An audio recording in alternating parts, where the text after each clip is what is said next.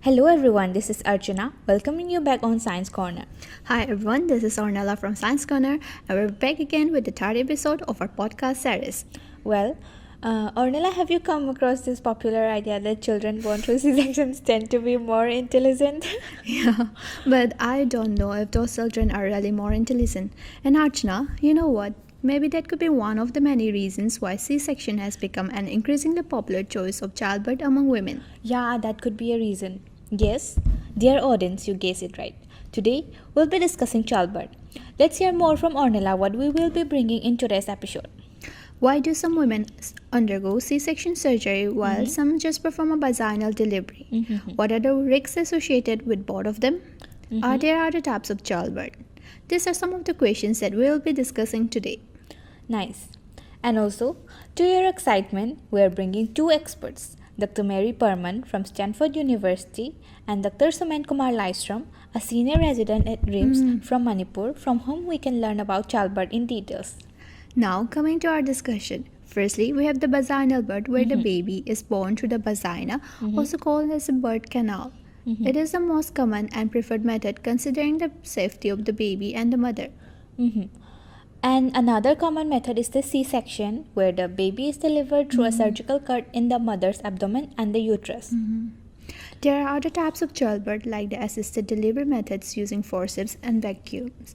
As for how safe these methods are, let's learn from the experts in the latter part of this video. Oh, now that you mentioned the vacuums, have you watched the movie Three Idiots where they deliver the baby using vacuums to help guide the baby out of the vagina? Yeah, I remember that one. But Yeah. we must never try that at home for the safety of the baby and the mother. Yeah, it's a very big no.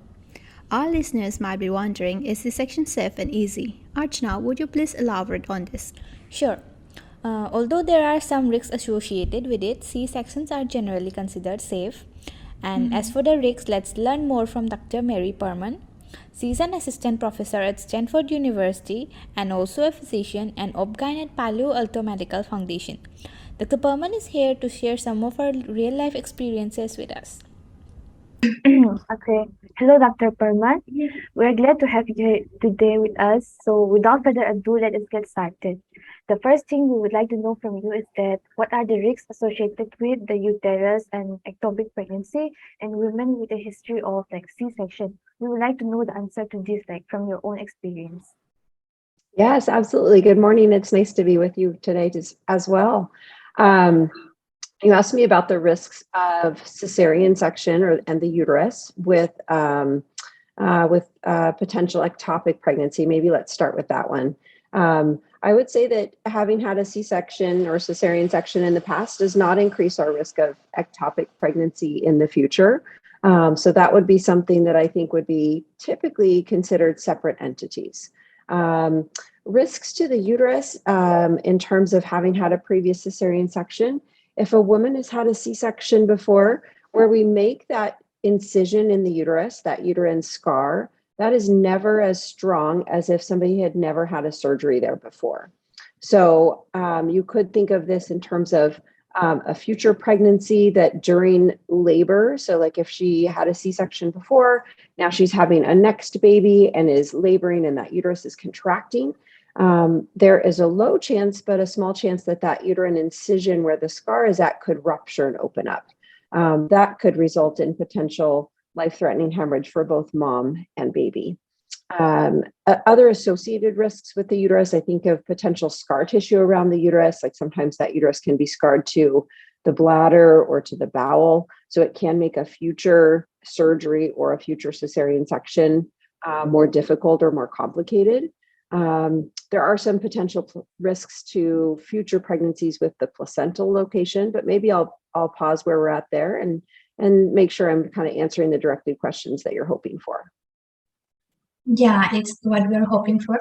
And now coming to the pelvic floor dysfunction, I have read some papers regarding it's related with pelvic floor dysfunction and also urinary incontinence. What would be your comment regarding this? Right. I would say that any pregnancy has a risk of pelvic floor dysfunction, urinary incontinence, prolapse tissue that's dropping down later in life. And that's whether we have a C-section or a vaginal delivery. So I think just the pregnancy is probably the primary risk factor there. We do know that there might be a lower incidence of some of the incontinence issues if people are considering a what they call a primary elective cesarean section, meaning not even trying to have a labor, not trying to have a vaginal delivery. But the studies on that are varied, and I think we're still looking to see more data to say that very conclusively.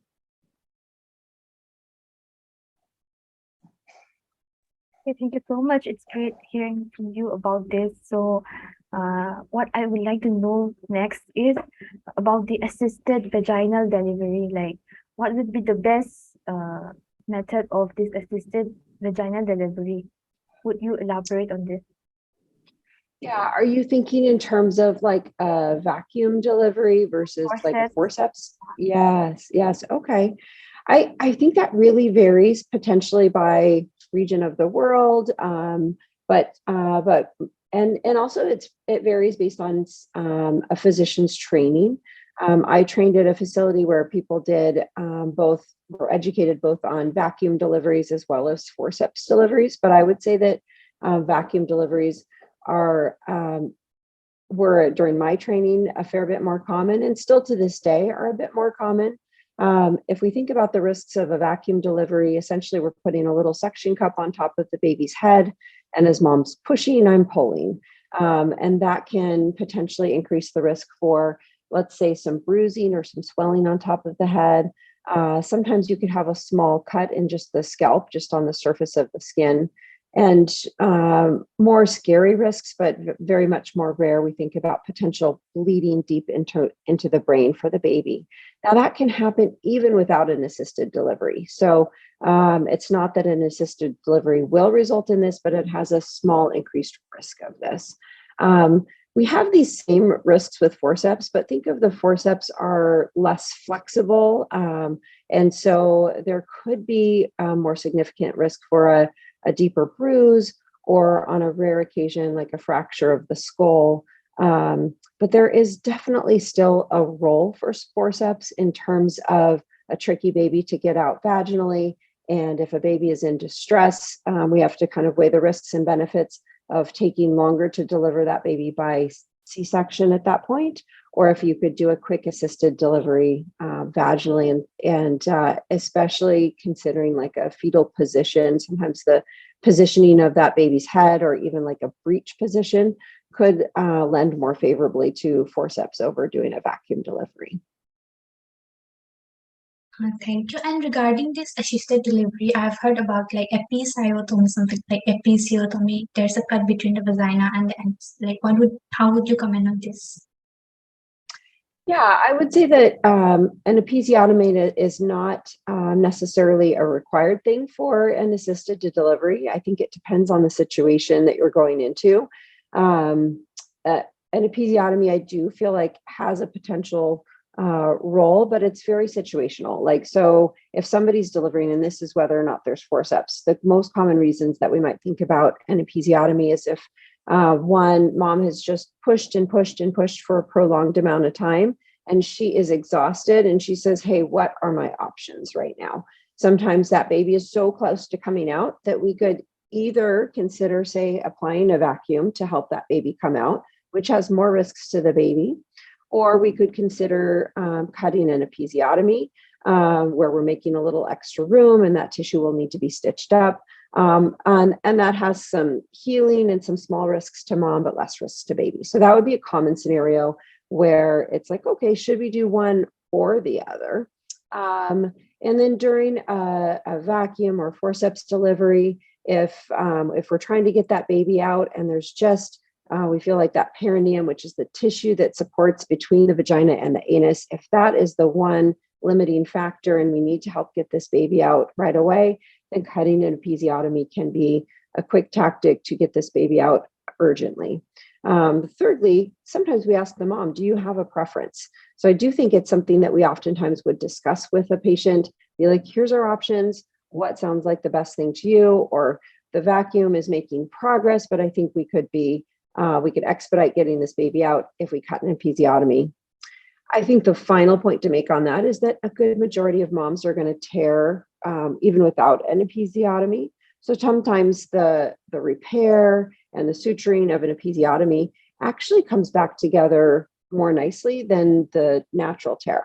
Now, I'm not saying that I weigh towards episiotomy. I do most of my deliveries without episiotomies, but it is interesting that that there's this fear around episiotomy when many times I think the repair of that can come back together more smoothly than if we have a natural tear that tore bigger than we were hoping for. Thank you. And also, like, I have read in some journals regarding, like, in C-section, the trauma from this like surgery can like cause certain tumors in women. Like, I'm actually curious to know how true this can be. Oh, you know, I would say, I mean, tumor is a very broad term. In terms of a cesarean section, it would not increase our risk for like a cancerous tumor later. But we do have different layers of tissue as we go deeper into the uterus. The internal lining of the uterus is called the endometrium. And sometimes those endometrial cells can get outside of the uterus, which is a condition called endometriosis. So there are some incidents, not very common, but it does happen sometimes, that the endometrial cells, more typically part of this condition called endometriosis, can implant themselves, sometimes say in the C-section scar, like in the wall of the uterus, or in the skin or tissues right below the skin. And so sometimes people have had a tender or a painful lump that needs to go back and be removed at some point. So there are some unique things or some uncommon things that sometimes can come up, but those would be the rarity. Okay, thank you so much, Dr. Parman. One recent thing I heard regarding this is the water birth. How safe do you think it is? And there has been reports saying that there are no risks for drowning the baby. How far is it true? And are there any risks like bacterial or fungal infections? Oh, that's a really good question. I have to say I have no experience doing water births. If I think of the physiology of that baby and the changes that happen when that baby is born, until that baby comes out of the birth canal and is exposed to the air, before that it gets its blood supply through the placenta and through the umbilical cord. For a non-water birth, once that baby's head comes out and is exposed to the air, now that baby is switching over to getting its oxygen through air through its lungs. So I don't know how that directly correlates to a water birth. I've done only more standard delivery, so I don't know all the specifics of the water birth. I would say that I could guess that there could be some increased bacteria or potential risk for infection. However, I don't think a delivery in general is considered a completely sterile procedure. All of these things that are happening for birth are right near the anus, so it's definitely not sterile, no matter what perfect situation that we're in. And also, we would like to know, like, is there any limit on the number of C-sections that a person can like undergo? And also, like, if there is an increase, like the increased number of C-section, does it pose to risks in future pregnancy? I think you have mentioned about the uterus structure, but is there any limit? Yes. Yeah, I don't have a hard stop number of the number of cesarean sections that somebody could have, but I do think that it plays into my discussion. Let's say somebody was considering what we call a primary elective C-section, meaning they don't have a medical indication to need to have a C-section. It just is their preference for delivery. Here where I practice, that's every woman's right to be able to choose what type of delivery they prefer. So if somebody would like a C-section, we are very willing to accommodate that. In terms of each subsequent cesarean section, the things that I think about as a physician or a surgeon is there starts to develop more scar tissue around the uterus. And also the lower part of the uterus with each subsequent C-section seems to get more thin. And so that uterine incision, I think we talked about before, on a rare occasion that could rupture. It can make the surgery more difficult in terms of repairing and bringing back together the uterine incision. It's almost as if in some situations that lower part of the uterus is as thin as like tissue paper. And so when we put in our stitches, that can tear through. And then so we're still trying to get the tissue to have some integrity to it, to come back together in order for things to heal properly, as well as in order to stop bleeding. The other tricky thing can be scar tissue inside the uterus, and that there's an increased incidence of placenta previa or placenta accreta. And these are conditions where the placenta can either be covering the opening of the cervix near delivery time, or can be deeply invading into the wall of the uterus where there's a lot of blood supply. So both of these things in particular have a much higher incidence of heavy bleeding during delivery, even during a C-section. And that could potentially be hemorrhaging. They might need a blood transfusion. On a very rare occasion, some women might need to have their uterus removed in order to stop bleeding. So it can be a risky condition. I would say that we don't see that. I wouldn't say that it's rare, but it's not uncommon. And so women that have had more numbers of cesarean sections, say we're on to number 3 and 4 and 5, we are doing very close ultrasound or MRI imaging during their pregnancy to evaluate or assess for conditions such as things, so that we go into their next C-section as prepared and as safe as possible. Okay, thank you so much.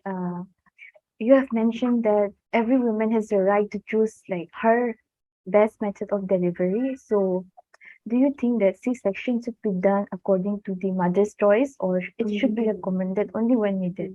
We would like to hear on this. Yeah, I absolutely think it's every woman's right to choose a cesarean section if that's their preference. I would say that I often counsel my patients in each situation on the risks and benefits. So let's say you came to me and you said, this is my first pregnancy, I would like a C-section and I'm planning to have 6 children. Then I would say, okay, I would love to offer you a C-section. Let's talk about the risks and benefits and the advantages of cesarean section, and also the risks and how that might impact your future planning. Sometimes it's possible that we might recommend after C-section number 4, or sometimes less C-section, sometimes more, but that we might say that having another baby could be life-threatening for you. So sometimes it might change a woman's preference based on the risks and benefits. Thank you. And before you mentioned about like placental remains and stuff, like I have also read about like placental becomes stuck between the endometrium and it even like entering the myometrium. And also like I read it's like common between like premature delivery. So is it true in that sense? Can you repeat the second part of the question? I heard about the placenta can invade into the wall of the uterus, but I wasn't clear on the second part of that. I kind of read it is like of common in like premature delivery. Is it true, or is it more like a general?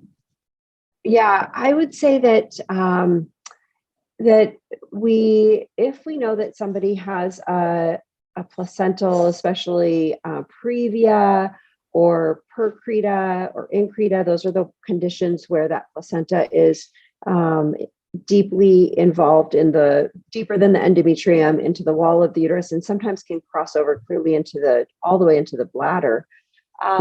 There's a few things to consider. One, safety of continuing a pregnancy all the way to the due date. The further we get into that pregnancy, the higher risk those moms are at for having potential severe bleeding and hemorrhaging. So let's say they have a placenta previa, we are planning to deliver them early. It depends on the degree and location of that previa, but it's not uncommon that we might deliver those moms, say, at 36 to 37 weeks, and oftentimes even sooner. it's not uncommon that they come in bleeding and the bleeding starts to become more heavy. And that can be the decision time to say, it's time to have our baby now, even if that's before term. And sometimes we need to pre-plan, like let's say somebody has a very risky condition of their placenta where it grows deeply all the way through the uterine wall and into the bladder.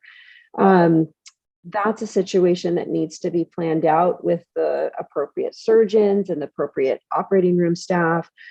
We usually have blood available for transfusion and maybe considering a hysterectomy where we might need to remove the uterus.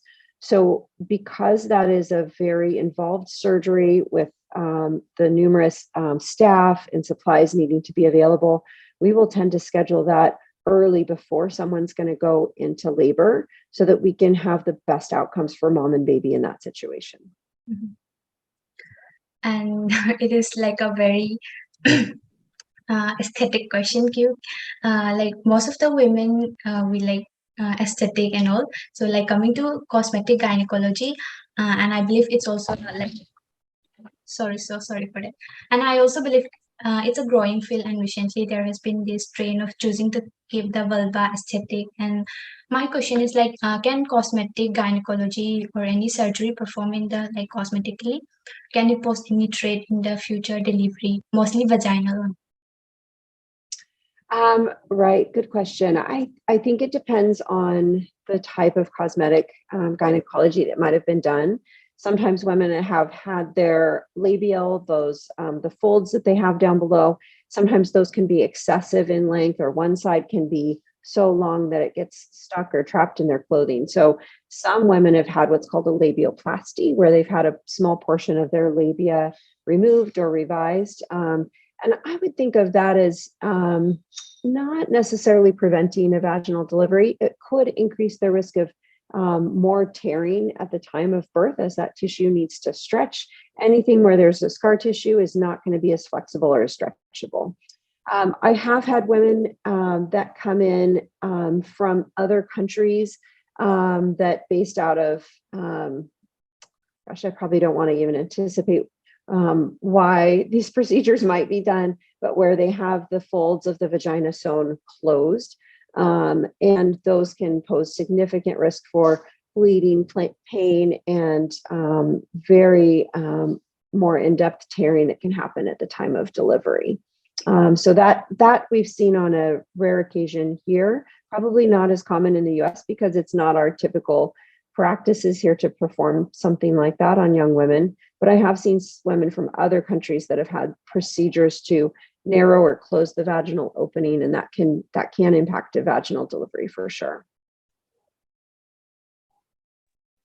Okay, so before we wrap up the session, I would like to hear from you about the women's health issue. Like, it is a global health issue, and what is your take on regarding this gynecology or childbirth? Yeah, can you help me focus the question a little bit more? Tell me what you're thinking. My opinion about C-section and mode of delivery. And childbirth. Okay. Yeah, I mean, I as an OB-GYN physician and practice out of California and the United States, it's very common practice that women might choose to have a C-section over a vaginal delivery. But I would say it's still more common for women to prefer to have a natural, AKA vaginal delivery. So I want each woman to have their preference and their choice. I want to be supportive, but my primary goal in all of this is always first being safe. I want safe outcomes. I want good outcomes for both the mom and the baby. So if somebody is preferring a primary elective C-section, I think that it's very important to counsel on the risks and benefits of both a vaginal delivery versus a C-section, as well as the recovery. And then they can make an educated choice as to what they feel best about. Thank you, Dr. Parman. And before winding up the session, like I would like to ask a very light question. Like, which method of delivery have you done, if any, and like what's the most memorable one? Like either C-section or the vaginal. Have like your method. I see. Yeah. For me, I have 2 children. They're now 10 and 12 years old. So it's been a little while ago. And they both came out naturally. So I had a vaginal delivery with both of them.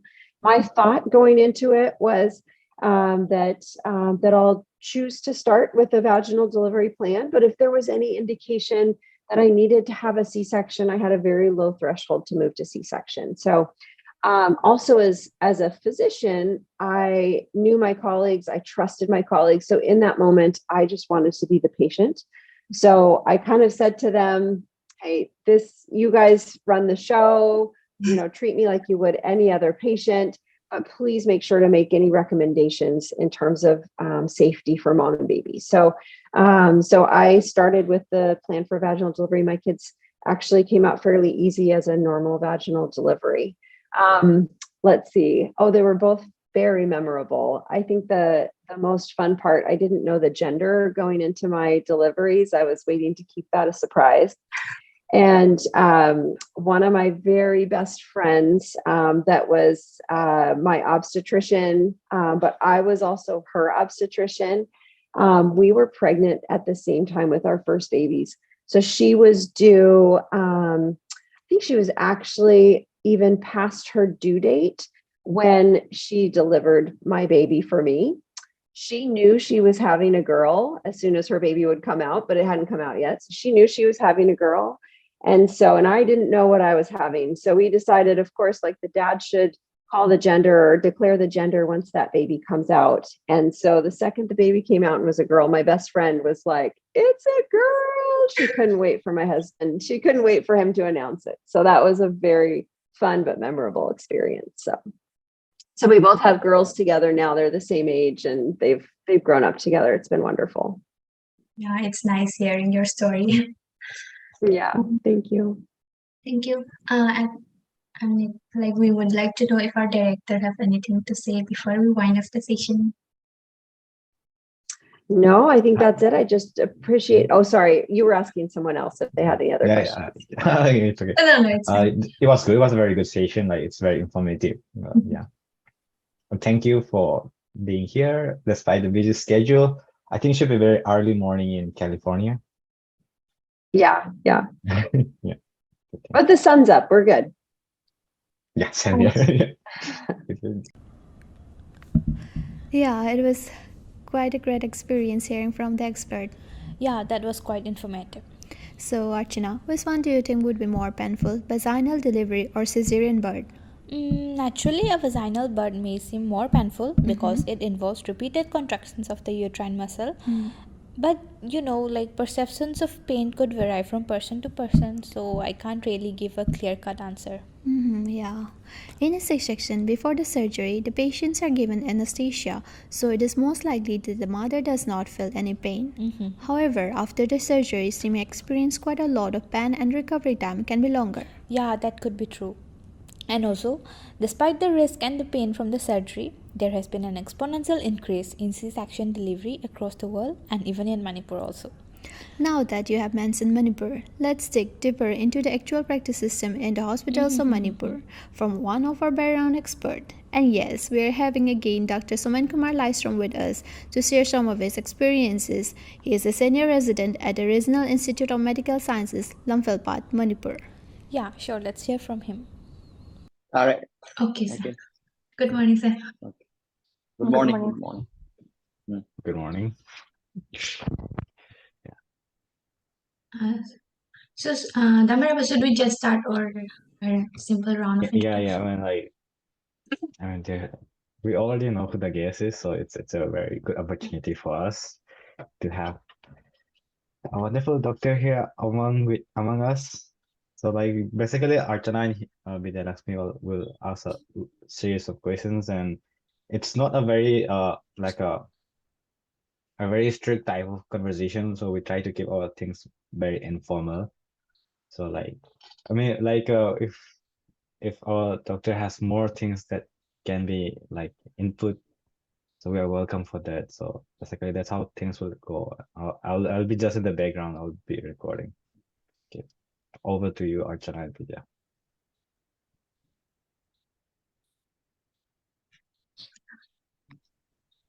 Hello, sir. Nice to meet you. Yeah, nice to meet you too. Yeah, Lakshmi. So, sir, without further ado, let's start with the questionnaire. So, Yes. the first thing we would like to know from you is that, sir, in Manipur, which one is the more popular choice by the women, C-section or the vaginal birth?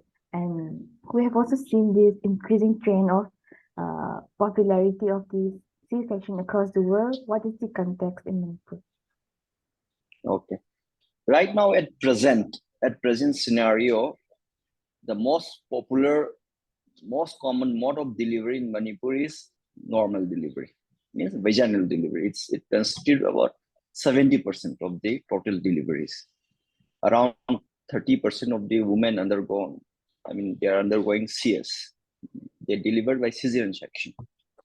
So there is an increasing. So first of all, we have to know why should we deliver by C-section? That is the first thing we know. Actually, cesarean section is a life-saving surgery, both for the mother and for the child. And it also decreases morbidity if you do it. If there's indication for CS, it decreases mortality as well as morbidity. The problem arises when we do cesarean section unnecessarily. That's where the problem arises. So for indicated cases, cesarean section is life-saving and it decreases many other complications if we do the cesarean section when indicated. Not only in Manipur, all over the world, not only poor, also people, middle income people, high income people, and even in increasing are faster rate. What do you think could be the factors for this like increasing trend of C-section in Manipur? And also like you mentioned, is it like always necessary to respect the mother's choice despite there is no requirement for C-section? Yeah, if the mother wants to opt for C-section, even if it's not necessary, should we respect the decision or what is advice? I think there are some network issues in between. There was. Yeah. Okay, so I'll just repeat the question. Yeah, Archana, can you repeat your question? Yeah, sure. So, like, what do you think could be the factors for this increasing trend of C-section among women in Manipur? And also, like you mentioned, like people opted to choose C-section despite there is no requirement. So, is it necessary that we have to respect the mother's choice even though there is no requirement for C-section?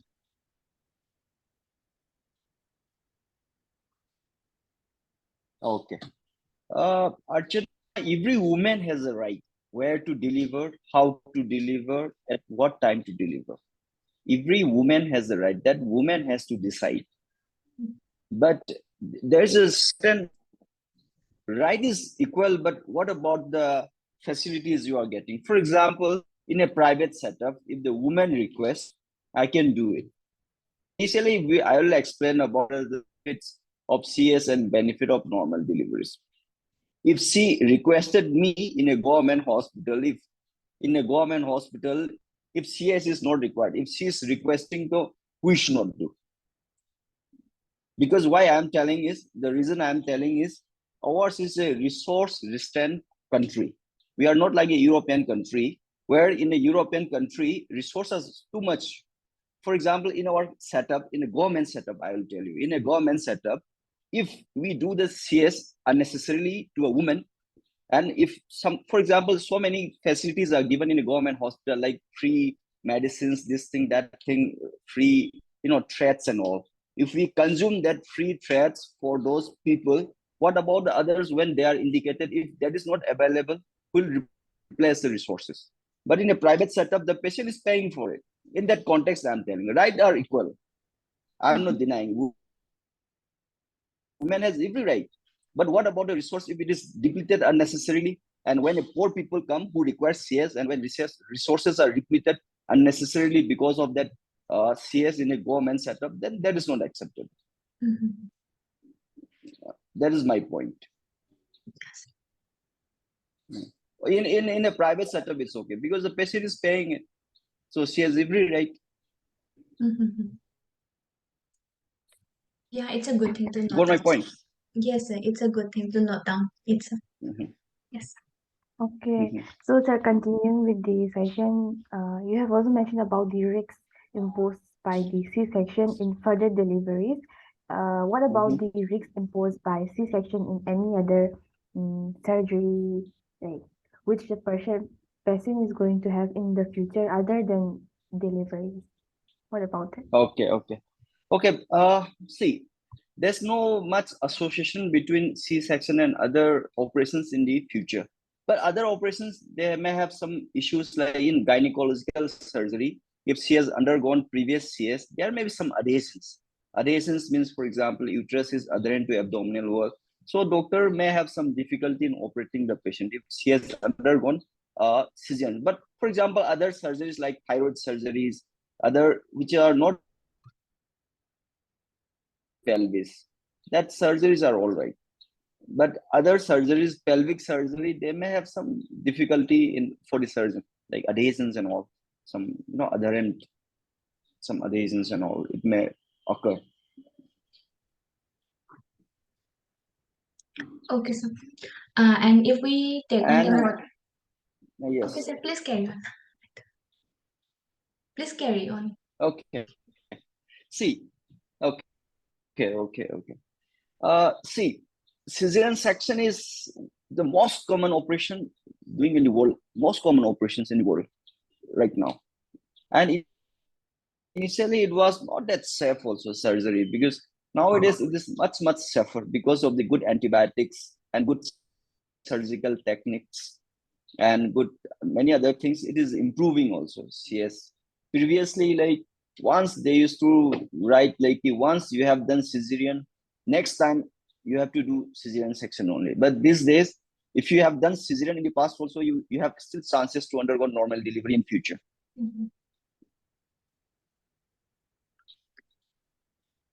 Okay, so if you mentioned about the private hospitals in Manipur, like the resources. So as we know, there are many private hospitals in Manipur, and the thing is, people seem to trust them more than the Yes. government medical institutes. So like one thing we also notice is most of these women taking advice from private doctors, from private hospitals, they tend to opt like the C-section more than normal delivery, like despite their high cost and all. So what would be your comment on this? Okay. First of all, regarding government doctor and private doctor, the issue is in the government, the doctor is not getting much time for the patient, because patient in OPDs, I used to work in RIMS, OPD comes 400, 500 patients. So it's very difficult to, it's nice. But in a private OPD, people are less. So they are doing more attentively. That's why people believe private doctors are better than government doctors, but it is not that way also. Yes. Like it depends on doctor to doctor. Okay. Yes. Regarding this one, increasing C-section in the private, it's a initially I thought doctor wants to have so much money, they want to earn so much money, that's why they're opting cesarean so much. That was my thinking initially, but there is also one point. Doctors are greedy, most probably, so they want to, but there are many more points other than that also. It's a very complex thing, because for example, if you want to do a normal delivery, you have to wait for 8 hours, 10 hours, and patient may come in the midnight. If you do cesarean, a person like me, I finish cesarean section in 15 minutes, and then our average doctor finish in 45 minutes, for example. So there is time also. Time means doctor can sleep nicely in the midnight, patient don't have to call. It's not about monitoring also. Those kind of things also it's coming up. And apart from that, in the private setup, if single incident of like, due to this one, any maternal death or child, nowadays patient expectation is 100%. Nothing should happen to the patient and the baby. So what happened is doctor also like for example, if you try some normal in some, if you take some risk and trying normal, if something untoward happens, then patient will blame, they will start demanding money, you know, JSCs and all very rampant in Manipur. These people, they will just gather, they will try to break the hospital, they will go to the doctor's home. These are also factors. So these are multiple factors, not only financial thing also. Like I told you, patient may blame if something happen, if you are not on time. For example, you are doing some other work. It's not like you will be 24-hour, you know, you will be immediately available in 1 minute. Sometimes patient comes in acute emergency, you are not around there. Something wrong happen. If you wait for normal, this kind of things can happen anytime, right? So these are also certain factors which determines like, oh, if I do like this, it saves my time. I can have a peaceful sleep. I don't have to wake up for emergencies. These are also certain factors, not only money. Okay. So about the convenience, like if we consider the convenience of the doctor, like won't it override the opportunity that the patient have, that she might have to choose over normal and the necessary vaginal delivery? So if we look at the convenience of the doctor, it might override the opportunity that the patient might have. So what's your take on this? See, I'll tell you, not necessarily like a doctor doesn't agree, only opportunity doctor is looking. It's not like that also. Patient also requested many attacks. Why cesarean section is increasing? Why the woman is opting for cesarean section? That context we have to think also. The thing is, first context, the woman is sometimes, it has social factors, it has no customary factors, so many factors are affecting for cesarean section. I'll tell you at first place, this woman nowadays, they don't want to endure the pain, okay? They're afraid of that labor pain. They're afraid. And second thing, they are afraid of the injury to their vagina, or they might feel in the future, if I delivered, it may be loose, we may have prolapse, prolapse of the uterus. They are also afraid of that. And sometimes they want a convenient date. I want to deliver on this date. But for normal delivery, it's not going to be possible. Normal delivery, so there will be a time and place. There will be a time when the labor starts. But the woman, and sometimes patient also think, if I go in emergency, if the doctor is not available or like that. There are so many multiple factors here. And regarding telling like a doctor is looking for a convenient, looking for a person, not like that also. For me and so many other private practitioners also, they are telling like a patient, you are in labor, you come, you can deliver normally, for example. It's not like I'm talking about few certain factors which affects the decision of the mode of delivery. Not like this is absolute. Doctor wants to leisure, doctor wants to have this one time and all. That's why these are not absolute factors. These are some of the factors. I mean, this is not one factor. That's why I told you it's a complex factor. Yes. It's a multifactorial. It's not only one factor. There's certain factors are playing for increasing the action rate, from the patient point, from the doctor's point, from financial point, from convenient point, so many things. For example, in Tripura, they are dealing 95%. They are dealing with cesarean section because they want only one or two child. Then they think, why should I endure all this pain and this one? Why should I wait for all this in that one? I'm only going to give birth only one or two. So Tripura and all, cesarean section is very high. So it's a mindset of the patient also, and family mindset. It's a multifactorial actually. Okay. Okay, sir, it is nice hearing from you. Then you have also mentioned about the vaginal birth or normal birth after C-section. So Yes. what are the risks or complications associated with that? Is every woman right or fit to have undergo this type of delivery? Is it right for every woman? Okay. This is called VBAC. VBAC means vaginal birth after cesarean section. Okay. Nowadays, WHO and everyone, they are promoting for VBAC. they are promoting VBAC to decrease the cesarean section. Nowadays, the trend is one cesarean, we are always doing cesarean. Nobody is taking risk. What are the risks may happen if the woman is trying for vaginal birth after previous cesarean sections are 1 to 2% of the women may have the rupture of the this one uterus because previous scar may be weakened. So 1 or 2%. It depends on the previous kind of incision and scar also. But on an average, 1 to 2%. If previous uterine rupture, to 7 to 9% risk of rupture if you try for normal next time. So it depends on certain factors, and sometimes liver may not progress. And if it is not progressing, and if we have to do emergency cesarean section, then it's again more complicated.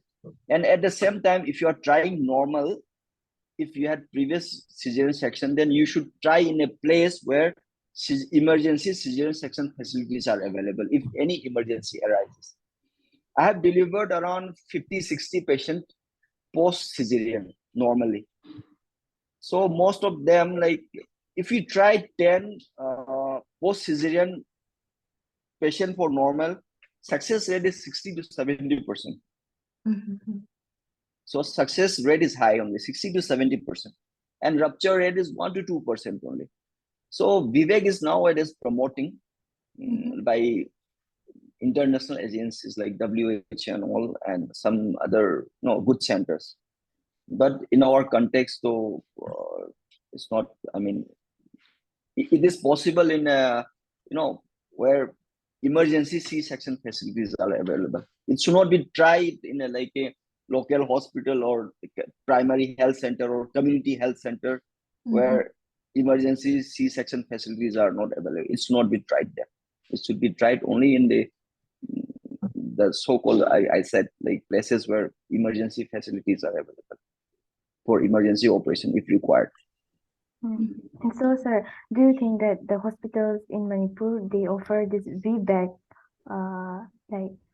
or what are they does this need special resources or whatever?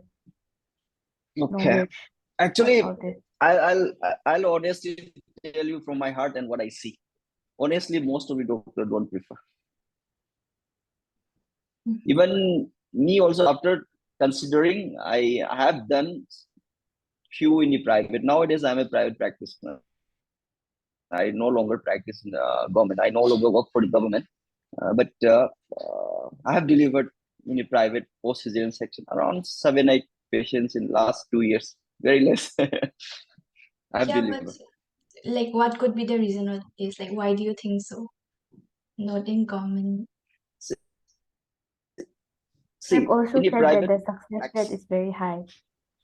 Success rate is 60 to 70%. To be honest, I'll tell you one thing. If a doctor who wants to do cesarean section in a patient who hasn't done cesarean in the past, why will he do CS in the previous cesarean section? Why will he take the risk? You got my point. You are a doctor who is trying to do a cesarean section in a patient who hasn't done cesarean in the past, means she can be delivered normally. Yes. In that patient, if the doctor is doing CS, then why will he do CS in the patients who has CS in the past, which is a risk one? You got my point? Yes. Yes, sir. Means the mentality I'm talking about.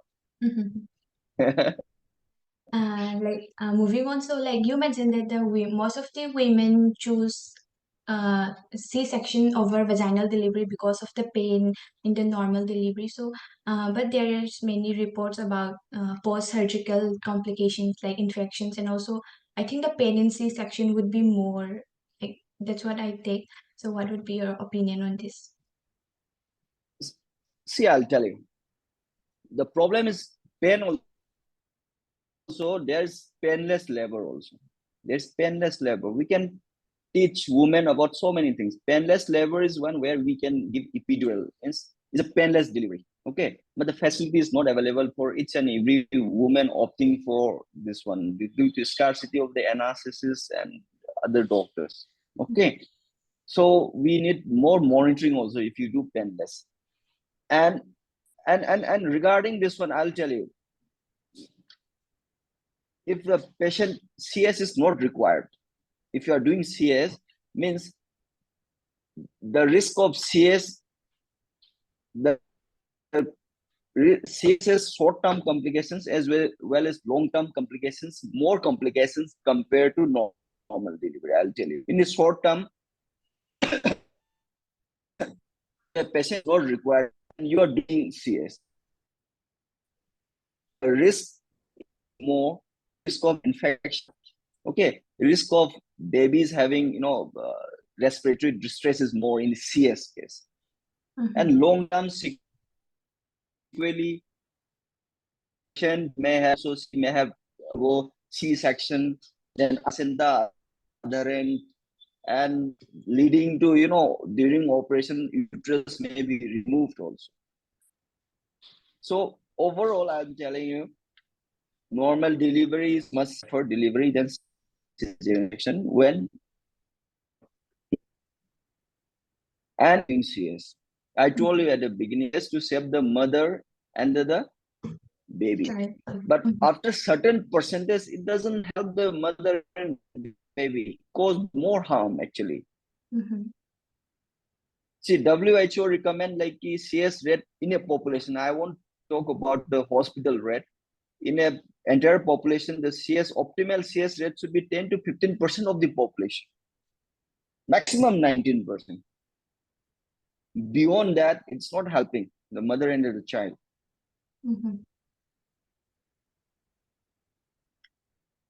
And also, if we consider one region about women opting and we can C-section. help out in for trying.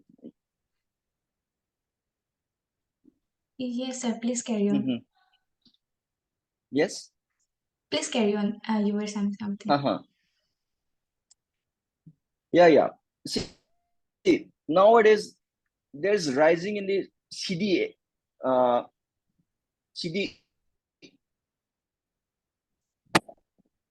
CDM is a rise. CDMR cesarean delivery on maternal request. This is rising. Cesarean delivery on maternal request is rising. Okay, this is also one factor contributing. Or request those not asking for cesarean or not indicated. The patient is requesting, sir, I want to undergo CS. So the point here is whether it is ethically or it is morally right or wrong. That is debatable. Because woman has her own choice. Like that is her decision, no? That is her right. Where to deliver, how to deliver, it should be decided by her. So that is her choice. But sometimes we need to see without just for hearsay, like CS is better. You don't have to endure that pain. This thing, this is very easy, like that, and you can choose your time, like that. Also, she might have heard from the society. She might have heard from her friend, and her friend must be suggesting like, okay, you go for CS. That is safer, easy. You don't have to go for emergency. You don't have to run at night or daytime, this thing, that thing. So this other factors also might be influencing her ability to, logic to analyze. So this thing, if the mother is requesting for CS, we can still counsel what are her apprehensions. And her apprehensions and her anxieties can be sorted out, then we can try. Then if she's satisfied with that, then she may request you, okay, doctor, I can try for normal also. Okay. Many a times when the woman undergoes labor pain, when labor pain starts, they're always shouting, doctor, means I can't tolerate, I can bear the pain anymore, please do CS, like that, they'll request many a times. But that time, if that time also, the support of the doctor and relatives are very important. If relatives are impatient, if the doctor is also impatient, she will definitely land up in CS. If the doctor again counsel her, and the patient party also supported her. Okay, it's like that. You have to bear a bit. You have to bear the pain a bit.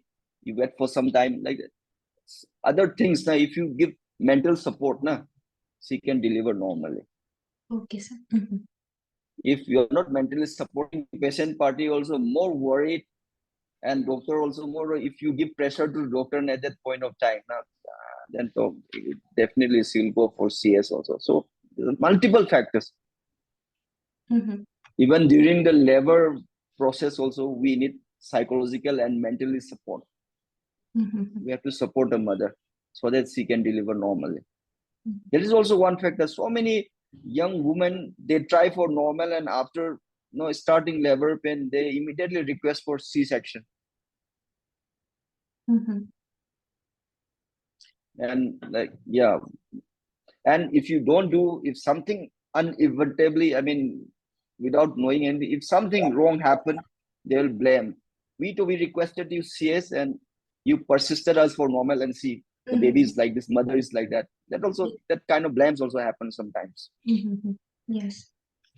And before we move on, like the Zoom meeting is almost over, so I'll just send a new link and then we can meet together again.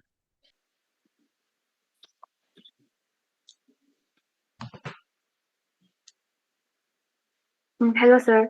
Hello again. Hello. Yeah. Should we continue then?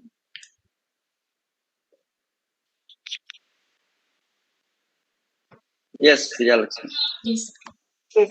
So, sir, what I would like to know is that is there any limit on the number of C-sections that an individual can be performed on, and do increased number of C-sections pose a risk on the further deliveries? Yeah. That is a very good question. Actually, there's a myth, there's a perception in Manipur context. I'll tell you. People are saying like you can undergo CS more than 3 times. Okay. Actually, it is not so. You can undergo any number of times of C-section, 5, 6, 7, 8 times. Okay. And this week I have done 2 cesarean, we have done 3 times CS. This will be their 4th time. Okay. So the problem with increasing number of CS is like adhesion is more. Adhesion means like uterus may be adherent to the more the operation you do, uterus may be adherent to the abdomen. So the problem with adhesion is there is difficulty in the surgery for the doctor, as well as you may require more blood also. Blood requirement may be there also if the surgery is so much adherent and it's bleeding more. And second thing, the more you are doing C-section, the more like the placenta may come down and adherent to the scar area. And if it is so, then placenta accreta and all, if it forms, then the risk of like bleeding is more, and the risk of removing uterus is also more. And as such, there's no limit, like you can't do more than 2 CS or 3 CS.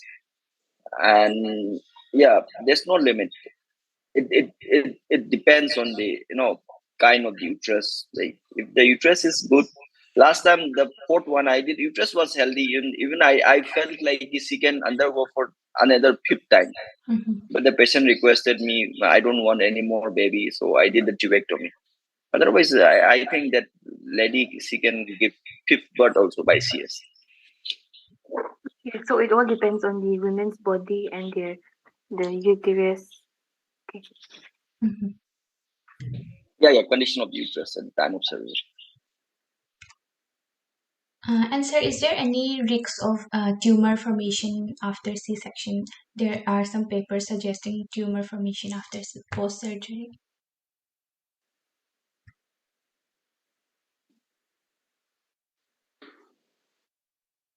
No. Okay. No. Not at all associated. Not at all. Not related. CS and tumor are not at all related. It's a myth. Okay, sir. Nice. Not related. No.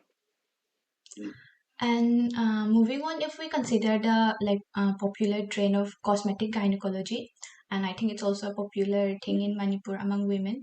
So if a woman who hasn't given birth before, like if she undergo any form of cosmetic gynecological surgery, and if she decides to give birth later in the years, be it vaginal or C-section, like is there any risk posed by the cosmetic gynecology surgery?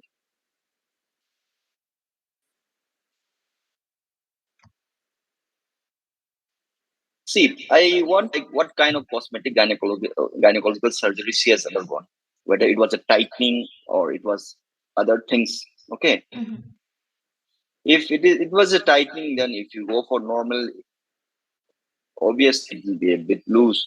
Okay, so it depends on what kind of surgery she has undergone. Okay. Yes, sir.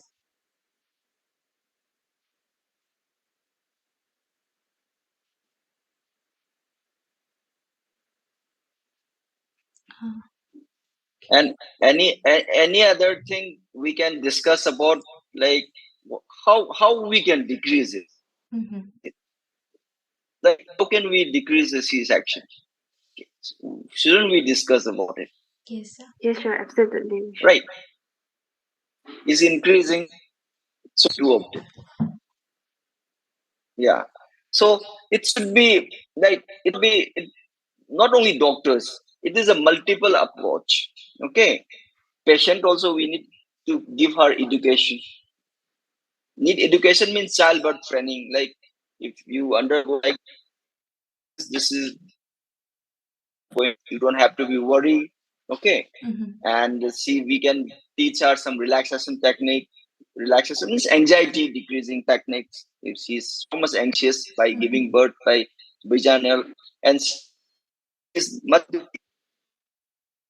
in developed countries in US and all, no, they always give painless delivery most of the time. Okay, different or any kind of painless delivery they try. But we are resource scarce. Like we can't have enough manpower like anesthetists to do that and to monitor that. So that is difference between healthcare between them and us.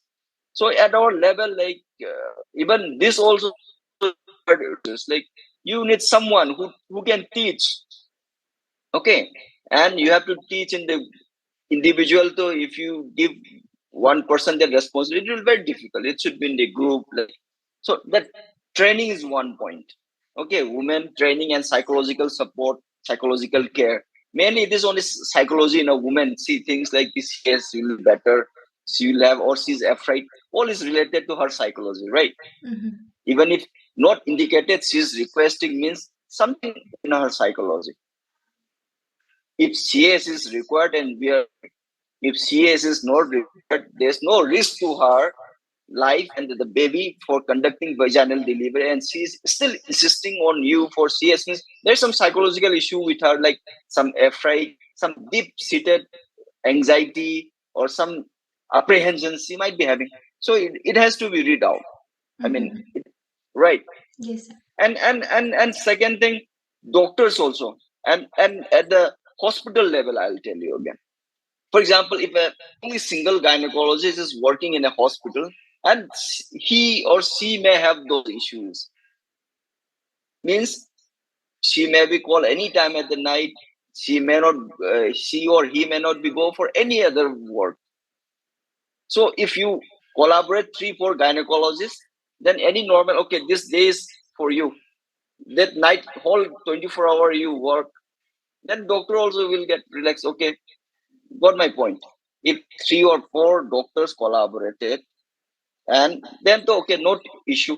Today to he will work. Okay, I can go for this. I can enjoy this. I can go out for any other work. That is second thing. And other thing, for example, second and third opinion is very important. For example, if a woman is in labor, if you are deciding, like if you are indecisive whether she can progress normally or not, you can take the opinion of the second doctor. So we used to, for example, I was working in the RIMS, I was SR, PG used to do, if they have doubt, they ask me. Then I decide, okay, she will undergo normal, she will go for CS. If she were alone, if she were indecisive, she may go for CS. Since second opinion was available, the patient had undergone normal delivery, for example. So this is also very important. like consultation amongst us is very important. And second thing, you talk about monitoring. You talk about monitoring. Okay, for example, if you do CS, you get more money, and CS is only half an hour process or maximum 45 minutes. For me, I do in 15 minutes. And normal, you have to wait for 8-10 hours, and you are getting less paid. So what if you encourage doctor to pay more fees for normal delivery than CS? Then those doctors who think, hey, if I do CS, I get more money. If you pay more money for vaginal delivery, he or her mentality may be changed also. I'm getting more on normal delivery, so why shouldn't I? No. There is also one thing, and got my point. Yes, sir. And when the woman is in labor, you can give mental support, psychological support. That is also very important. Family support. Okay. So, for example, woman is undergoing labor and nothing is happening, and only pain, she is shouting like that, because we don't have much anesthesis to give painless, all those things. And at that time, the pain is like patient is supporting the doctor and supporting the mother. They are more anxious, and they are the people again insisting like, okay, let's go for CS. That is also one thing. So all these things, we need this kind of support. And other things are like, we should train so many people. We need to train so many people. And nowadays, now cesarean, sometimes if it is in the unsafe hand, then it's very risky. Unsafe hand means the doctor is not much trained. Na? If you do undergo cesarean section, many complications can happen also. Okay.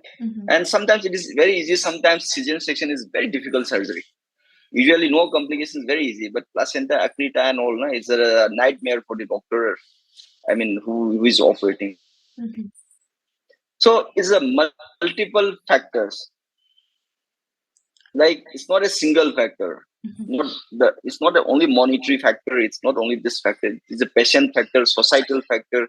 For example, in Brazil and all, cesarean rate is one of the highest in Latin Americans and Caribbean countries. Okay. In Brazil, the cesarean section rate is around 55-56%.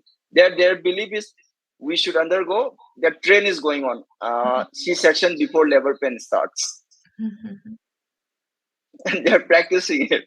And they had the highest number of C-section. And US and all, they're afraid of the litigations.